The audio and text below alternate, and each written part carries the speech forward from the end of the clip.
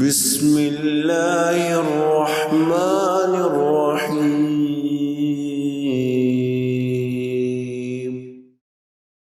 قرآن کریم کی روشنی میں آپ صلی اللہ علیہ وآلہ وسلم کو ایک مقام، شرف اور فضیلت اور اعزاز یہ بھی حاصل ہے کہ اللہ تعالیٰ نے آپ صلی اللہ علیہ وآلہ وسلم کے علاوہ جتنے بھی انبیاء کا تذکرہ فرمایا انہیں ان کے نام سے پکارا۔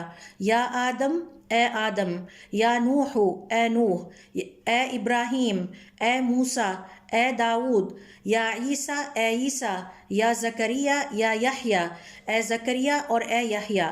لیکن جب آپ صلی اللہ علیہ وآلہ وسلم کو پکارا تو فرمایا اے رسول، اے پیغمبر، اے نبی، اے مزمل، اے مدثر۔ قرآن کریم میں اللہ رب العزت نے قسم کھا کر آپ صلی اللہ علیہ وآلہ وسلم کی فضیلت اور تعریف کو بیان فرمایا۔ سورۃ البلد کی آیت نمبر 1 میں اللہ رب العزت کا ارشاد ہے، لا اقسم بہذا البلد وانت حل بہذا البلد، مجھے اس شہر کی قسم کہ اے محبوب تم اس شہر میں تشریف فرما ہو۔ گویا مکۃ المکرمہ کی قسم اللہ رب العزت نے اس لیے کھائی کہ آپ صلی اللہ علیہ وآلہ وسلم اس شہر میں تشریف فرما ہے۔